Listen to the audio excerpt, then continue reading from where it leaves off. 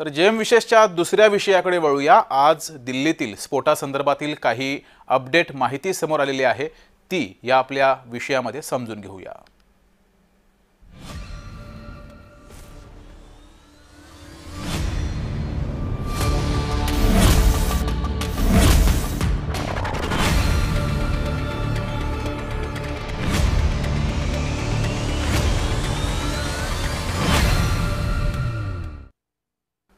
तर 12 जणांचे जीव घेणाऱ्या दिल्ली बॉम्बस्फोटातील अनेक प्रश्नांचा अजूनही उलगडा झालेला नाहीये। या स्फोटाच्या आधी आणि स्फोटाच्या नंतर झालेल्या तपासात आतापर्यंत अनेकांना अटक करण्यात आली आहे। त्यात तब्बल 6 डॉक्टर्सचा समावेश आहे। यातील अनेक डॉक्टर्स हे हरियाणातील अल फलाह युनिव्हर्सिटीमध्ये काम करत होते। या डॉक्टरांनी हिंसाचाराची वाट कशी पकडली पाहूया, त्या संदर्भातील हा स्पेशल रिपोर्ट।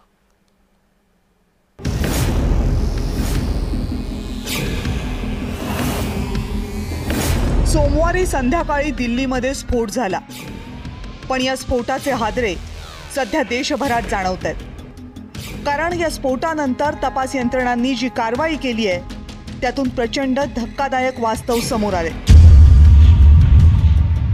कारण या स्फोटाच्या कटामध्ये सहभागी असल्याप्रकरणी आतापर्यंत जी नावं समोर आली आहेत त्यामध्ये तब्बल 6 डॉक्टर्सचा समावेश आहे। यातलं पहिलं नाव आहे डॉक्टर मुजम्मिल शकील। 36 वर्षांचा मुजम्मिल शकील हा मूळचा काश्मीरमधल्या पुलवामाचा। हरियाणातल्या फरीदाबादमधल्या अल फलाह युनिव्हर्सिटीमध्ये तो असोसिएट प्रोफेसर म्हणून काम करत होता। फरीदाबादमधल्या स्फोटकांच्या कारवाईमध्ये मुजम्मिल शकील याचं नाव समोर आलं। 2 खोल्यांमधून 2900 किलो स्फोटकं तपास यंत्रणांनी जप्त केली। विद्यापीठामध्ये राहत असताना सुद्धा मुजम्मिल शकीलनं या खोल्या भाड्यानं घेतल्या होत्या। दुसरं नाव होतं डॉक्टर आदिल अहमदचं। उत्तर प्रदेशमधल्या सहारनपूरमध्ये तो डॉक्टर म्हणून काम करत होता। काश्मीरमध्ये जैश ए मोहम्मदचे पोस्टर्स लावण्यात आले होते, त्याच तपासामध्ये आदिल अहमदचं नाव समोर आलं। त्याच्या लॉकरमधून AK-47 रायफलही सापडली होती। तिसरं नाव होतं डॉक्टर सज्जाद अहमद। 32 वर्षांचा सज्जाद अहमद हाही मूळचा काश्मीरमधल्या पुलवामाचा। स्फोटामधील आणखी एक आरोपी डॉक्टर मोहम्मद नबी उमर याचा तो मित्र। सज्जाद अहमद सध्या पोलिसांच्या ताब्यात आहे। चौथं नाव होतं डॉक्टर मोहम्मद नबी उमर। 38 वर्षांचा मोहम्मद नबी उमर हाही मूळचा काश्मीरमधल्या पुलवामाचा। अल फलाह विद्यापीठामध्ये असिस्टंट प्रोफेसर म्हणून काम करत होता। उमर मोहम्मद आणि मुजम्मिल हे एकाच गावातले। उमर मोहम्मद आणि मुजम्मिल हे युनिव्हर्सिटीमधले सहकारी सुद्धा। दिल्ली स्फोटामधील कारचा चालक हा उमर मोहम्मदच होता। उमरच्या मृतदेहाची ओळख पटवण्याचे प्रयत्न सध्या सुरू आहेत। या 4 नावांसह आणखी एका डॉक्टरचं नाव या तपासामध्ये पुढे आलं। ते नाव होतं डॉक्टर शाहीन सईद। 45 वर्षांची शाहीन सईद ही मूळची उत्तर प्रदेशच्या लखनौची। शाहीन आणि मुजम्मिल शकील हे हॉस्पिटलमधले सहकारी। दोघेही फरीदाबादमधल्याच अल फलाह विद्यापीठामध्ये काम करायचे। शाहीनच्या कारमध्ये ॲझॉल्ट रायफल आणि काही शस्त्रास्त्र सापडली। शाहीनच्या कारचा मूळ मालक आहे मुजम्मिल शकील। पण दिल्ली स्फोटातील कारवाईशी असलेला शाहीन सईदचा सहभाग इतक्यापुरताच मर्यादित नाहीये। कारण शाहीनचा संबंध हा थेट पाकिस्तानशी असल्याची शंका आहे। कारण शाहीन ही पाकिस्तानमधील दहशतवादी मसूद अझहरची बहीण सादिया अझहरशी संपर्कात होती। सादिया अझहर ही जमातुल मोमिनातची प्रमुख आहे। जमातुल मोमिनात ही जैश ए मोहम्मदची नवीन दहशतवादी शाखा आहे। जमातुल मोमिनात ही जैश ए मोहम्मदची पहिलीच महिला शाखा आहे। शाहीन जैश ए मोहम्मदच्या भारतीय महिला शाखेची लीडर आहे। ऑपरेशन सिंदूरमध्ये सादियाचा पती मारला गेल्याची शंका आहे।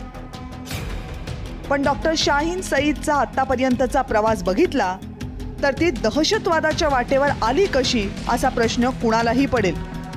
1996 ते 2001 या कालावधीत शाहीननं MBBSचं शिक्षण पूर्ण केलं। अलाहाबाद मेडिकल कॉलेजमधून तिनं डिग्री घेतली। त्यानंतर फार्माकोलॉजीमध्ये तिनं MDचं शिक्षण पूर्ण केलं। पुढे UPSCची परीक्षा पास झाली आणि असिस्टंट प्रोफेसर बनली। 2006 पासून शाहीन कानपूर मेडिकल कॉलेजमध्ये प्रोफेसर म्हणून काम करू लागली। पण 2013 मध्ये अचानक शाहीननं कॉलेजमध्ये येणं बंद केलं। कॉलेजने अनेक नोटिसेस पाठवल्या पण उत्तर मिळालं नाही। 2021ला कॉलेजनं शाहीनला नोकरीतून बडतर्फ केलं. त्यानंतर महाराष्ट्रामधले डॉक्टर जफर यांच्यासोबत शाहीनचा विवाह झाला. पण वर्षभरातच शाहीन आणि जफर यांचा घटस्फोट झाला. घटस्फोटानंतर शाहीन हरियाणातील अल फला युनिव्हर्सिटीमध्ये काम करू लागली.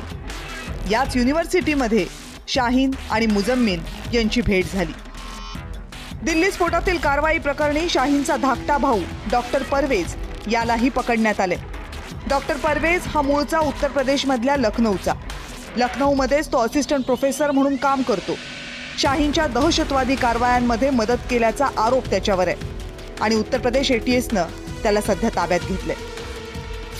एखाद्या दहशतवादी कटामध्ये एकाच वेळी तब्बल 6 डॉक्टर्स पकडले जाण्याची ही देशातली कदाचित पहिलीच घटना असावी. पण UPSC सारखी परीक्षा पास होऊनही मुख्य प्रवाहात आल्यानंतरही धर्माच्या नावाखाली दहशतवादाची वाट सुटत नसेल तर ही समस्या दिसते त्यापेक्षा कैक पटीनं गंभीर बनली आहे हे स्पष्ट आहे. ब्युरो रिपोर्ट, जय महाराष्ट्र. तर आपल्यासोबत माजी अप्पर पोलीस महासंचालक PK जैन हे जोडलेले आहेत. त्यांच्याकडून हा आपण विषय आणखी सविस्तर समजून घेऊया. जैन सर, आपलं जय महाराष्ट्रमध्ये स्वागत. दिल्ली स्फोटामध्ये डॉक्टरांचा हात असल्याचं समोर आलेलं आहे. या व्हाईट कॉलर दहशतवादाकडे आपण कसं पाहता? जगदीशजी नमस्कार, धन्यवाद. आता यापूर्वी जेव्हा हे अशा प्रकारचे लोकांना दहशतवादी कारवायामध्ये इंडॉक्ट्रिनेट करायचे तेव्हा ते छोटे मोठे गुन्हेगार, खालच्या सोशल पातळीचे लोक, अशा प्रकारच्या लोकांपासून सुरुवात झाली. नंतर हळूहळू टेक्निकल, सेमी टेक्निकल लोक याच्यामध्ये येऊ लागले. त्याच्यामध्ये कम्प्युटर इंजिनियर्स, मेकॅनिक्स, अशा प्रकारचे लोक, युनानी डॉक्टर्स. आता ही पहिली वेळ आहे की अशा प्रकारचे उच्च शिक्षित आणि कॉम्पिटिटिव्ह एक्झाम मधून पुढे आलेले डॉक्टर्स एवढ्या मोठ्या प्रमाणावर या कटाचा भाग म्हणून समोर आलेले आहेत. आणि ते सुद्धा अनायासे, हा एक जो मॉड्यूल होता हा अनायासे सापडला. एक डॉक्टर काश्मीरमध्ये पोस्टर लावत होता. ते पोस्टर जे होते ते स्थानिक लोकांना केंद्रीय सुरक्षा बलापासून दूर राहावा, त्यांना काही सामान विकू नये, घेऊ नये, अशा प्रकारचे पोस्टर लावत असल्याने तो पकडला गेला. त्याच्यानंतर हा हळूहळू संपूर्ण कट सापडला. त्याच्याकडून AK-56 सापडली. त्याच्यानंतर हा जो सध्या फरीदाबादमध्ये आणि त्या जवळच्या एका गावामधून मोठ्या प्रमाणावर अमोनियम नायट्रेट इत्यादी जे सापडलेला आहे, हा तो त्या कटाचा भाग. आणि हा मॉड्यूल मोडला गेला, लोक पकडले गेले याच्यामधले.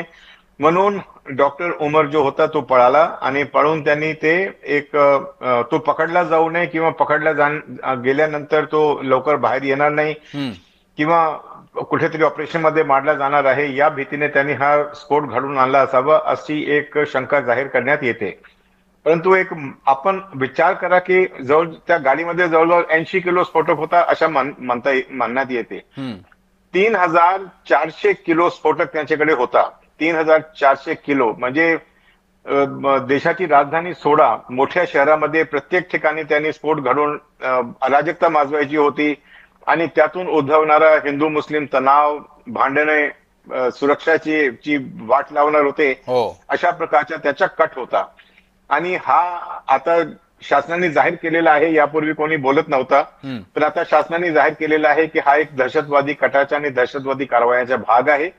याचे पाठीमागे कोण लोक आहेत, पाकिस्तानची याची काय सूत्रे जोडलेली आहे ते बघितल्यानंतर आता पुढे कॅबिनेट कमिटी ऑन सिक्युरिटीची आज मीटिंग संपलेली आहे. त्याच्यानंतर एक दुसरी मीटिंग होती. त्याच्यामध्ये पुढची काय वाटचाल राहणार आहे केंद्र सरकारची, त्याच्यावर विचार झाला असेल असं मला वाटते. आणि येत्या काही दिवसामध्ये आपल्याला काय कारवाई शासनाकडून होत आहे हे सुद्धा आपल्याला कळेल. पण माझं एवढंच म्हणणं आहे की हा एक छोटासा जो स्फोटक त्यांनी 80 किलो त्यांच्याकडे त्या गाडीमध्ये सापडला, अजूनही त्यापैकी काही स्फोटके इकडे तिकडे कुठेतरी लपवले जाण्याची शक्यता आहे. मॉड्यूलचे बाकी लोक कोण कोण आहे, त्यांना पाठिंबा देणारे, त्यांना फायनान्स करणारे, त्यांच्या इंडॉक्ट्रिनेशन करणारे, हा सामान त्यांनी कुठून आणला, AK-56 आणि 47 त्याच्याकडे कसे आले, बऱ्याचशा गोष्टी अजून अनुत्तरित आहेत. ते सिक्युरिटी एजन्सीनी आणि इन्व्हेस्टिगेटिव्ह एजन्सीनी अजून ते काही जाहीर केलेले नाही आणि ते बरोबर पण आहे. कारण की पुढे त्यांना काय क्लू मिळत आहे आणि त्या क्लूच्या आधारावर त्यांनी पुढे काय कारवाई करायची आहे हे नेहमी गुप्तच ठेवायची असते. बरोबर. थोड्या दिवसांमध्ये पुढे काय होत आहे शासनाकडून आणि एजन्सीज कडून हे आपल्याला बघायला मिळेल. पण याच्यामध्ये एक मोठी समस्या आणि एक मोठी अराजकता माजण्याचा प्रयत्न हे तुर्तात तरी थंडवलेला आहे. पण याच्याबद्दल मला असं वाटतं संपूर्ण सुरक्षा एजन्सीज, इंटेलिजन्स एजन्सीज आणि लोकांनी पुन्हा सतर्क राहण्याची आवश्यकता आहे. हे असे प्रकार जे आहेत ते देशामध्ये इतर ठिकाणी सुद्धा थोडाफार प्रमाणावर घडू शकतात असा माझा अंदाज आहे. जी. मात्र जैन सर, 2001च्या संसद भवन हल्ल्यातील दोषी अफजल गुरु हा शिक्षक होता. आताच्या केसमध्ये डॉक्टरांचा हात असल्याचं आढळलंय. समाजातील या स्तरातील लोक जर अतिरेकी कृत्य करत असतील तर ती नेमकी कशी रोखायची? याच्यामध्ये एकच मार्ग आहे की इंटेलिजन्स नेटवर्क जो आहे तो अजून थोडा बळकट केला पाहिजे. आता या केसमध्ये जम्मू आणि काश्मीर पोलिसांनी चांगली कारवाई केली म्हणून हा एक मॉड्यूल आपल्या समोर आला. हा कुठेतरी त्याच्याकडे जर संबंधित अधिकाऱ्यांनी लक्ष दिला नसतं तर हा मॉड्यूल अजूनही लक्षात आला नसता आणि त्याच्या कारवाया म्हणजे भयंकर कारवाया त्यांनी प्लॅन केल्या होत्या. म्हणजे आपण इमॅजिन करा की 50-60 किलोच्या जरी कुठेतरी बॉम्बस्फोट करायचे आणि ठिकठिकाणी एकाच वेळी करायचे तर किती या देशामध्ये भयानक प्रमाणे अराजकता माजणार होती याची आपण फक्त कल्पना करू शकतो. आणि दुसरा याच्यामध्ये काय की जेवढे लोक आतापर्यंत पकडले गेले 7 पैकी 6 लोक काश्मीरी आहेत आणि एकाच भागातले ते जे म्हणजे जे डॉक्ट्रिनेट झालेला जो भाग आहे जम्मू आणि काश्मीरच्या पुलवामा आणि त्याच्या जवळचे भागाचे लोक आहेत ते सर्व. आणि डार आणि काय त्याचे 2-3 लोकांचे आडनाव पण डारेच आहेत. म्हणजे ते भाग जो आहे तो आता तिथून लोकांना कशातून मोडून मुख्य प्रवाहात आणायचे हेच कळेना. कारण की भारत सरकारने एवढे प्रयत्न केले तिथे डेव्हलपमेंट व्हावी, तिथला जीवनस्तर सुधारावा, त्यांनी एका मुख्य प्रवाहाचा भाग बनावा. भरपूर प्रयत्न त्या बाजूने झालेले आहेत. तरी सुद्धा या लोकांच्या डोक्यामध्ये येत नाही की एवढ्या शासनाकडून प्रयत्न झाल्यानंतर जे कधी मागच्या 40-50-60 वर्षामध्ये झाला नव्हता ते झाल्यानंतर सुद्धा जरी त्यांच्या डोक्यात येत नसेल तर त्याला एकच मार्ग आणि एकच त्याला उत्तर आहे तो म्हणजे दंडा. अशा माणसांना जे आहे ते त्यांना न्यूट्रलाइज केला पाहिजे आणि एकदम सक्त हाताने न्यूट्रलाइज केला पाहिजे असं माझं मत आहे. जी. मात्र जैन सर, स्फोटासारखी भीषण घटना घडल्यावर तपासाचे नेमके टप्पे कसे असतात आणि कोणकोणत्या तंत्रज्ञानाचा यासाठी वापर केला जातो? आता बघा, सुरुवातीला तर स्फोट घडला तर त्याच्यामध्ये कोणता स्फोटक वापरला गेला, किती क्वांटिटी होती, कशा प्रकारे गोळा केला गेला, काय त्याच्यामध्ये एलिमेंट्स काय काय होते हा एक भाग असतो. त्याच्यानंतर ते जे संबंधित आता व्यक्ती आपल्याला माहिती पडली, ते गाडी सापडली आपल्याला, डॉक्टर माहिती पडला कोण आहे त्याच्यामध्ये. आता त्या लोकांचे फोन खंगालून त्याची पूर्ण जे त्याचे कॉल डिटेल्स असतात ते घेऊन ते कोणाकोणाचे संपर्कात होते.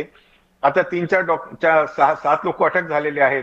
त्या लोकांकडून इन्व्हेस्टिगेशन मध्ये माहिती काढायची ते कोणाकोणाच्या संपर्कात होते. ही डॉक्टर शहीद जी आहे ती कोणाच्या संपर्कात होती. म्हणजे बऱ्याचशा गोष्टी तपासामध्ये हळूहळू वेगवेगळ्या टीम या केसच्या पाठीमागे लागलेल्या असतात, ते ही माहिती काढतील. आता एक माहिती अजून मिळालेली आहे की एक लाल रंगाची इको स्पोर्ट होती त्या ठिकाणी, ती सुद्धा या गाडीच्या बरोबरच होती. ती गाडी आता अजून गाडी सापडली पण ती गाडी कोण चालवत होता, त्या गाडीमध्ये कोण होता हे अजून काही माहिती पडलेली नाही. पडली जरी असेल तपास यंत्रणा तर त्याने जी माहिती ती उघड केलेली नाही. तर मला असं वाटतं येणाऱ्या काळामध्ये हे या सर्व गोष्टीच्या आणि फक्त तपास करणं हा एक भाग नव्हतो, त्याच्यामध्ये सबूत गोळा करून, पुरावे गोळा करून त्यांना कोर्टामध्ये एक चांगला त्यांना वेव्ह करून त्यांना कोर्टामध्ये कशा पाठवायचे जेणेकरून त्यांना शिक्षा होईल अशा प्रकारे तपास यंत्रणांना माहिती काढावी लागते, तपास करावी लागते आणि पुरावे गोळा करावे लागतात. जी. जैन सर, खूप खूप धन्यवाद. तुम्ही अत्यंत सविस्तरपणे या संदर्भातील माहिती दिलीत त्याबद्दल. यासोबतच जेएम विशेषमध्ये वेळ झाली तेच थांबण्याची. ताज्या बातम्यांसाठी बघत राहा जय महाराष्ट्र.